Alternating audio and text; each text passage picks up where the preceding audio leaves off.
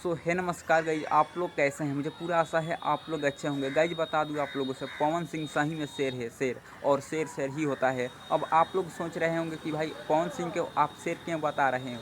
तो गाइज बता दूं आप लोगों से, पवन सिंह का एक गाना और एक खेसारी लाल यादव जी का गाना एक ही दिन लॉन्च किया गया था, एक ही टाइम लॉन्च किया गया था। जो पवन सिंह के गाने का नाम था देवघर से ले ले है, जो काफ़ी बेस्ट गाना है। और इस गाने को लिखा है गौतम राय काला नाग, जो काफ़ी बेहतरीन गाना लिखा है भाई।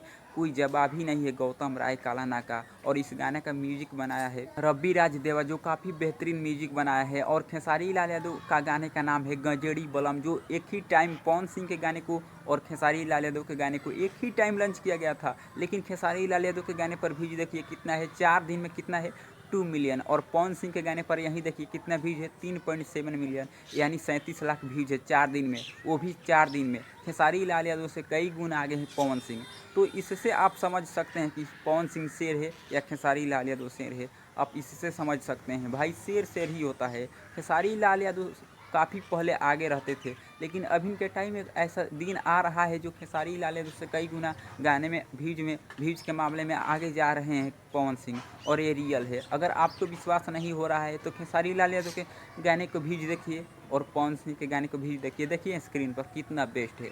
गाइज खेसारी लाल यादव दब होते जा रहे हैं। और खेसारी लाल यादव जी का दब होने का रीज़न है डेली बाई डेली गाना आना। लेकिन आपका क्या विचार है, कौन आगे है और कौन आगे रहेंगे, इस वीडियो को कमेंट बॉक्स में ज़रूर लिखकर बताना है। और इस चैनल को सब्सक्राइब कर लीजिए। और जो खेसारी लाल यादव के फ़ैन है या पवन सिंह के फ़ैन है, इस चैनल को डेफिनेटली सब्सक्राइब कर ही लेंगे। और जो दिक्कत है इस वीडियो को कमेंट बॉक्स में ज़रूर लिखकर बताइए। तो चलते हैं, धन्यवाद। शेर का नमस्कार करता हूँ, चलते हैं, बाय बाय।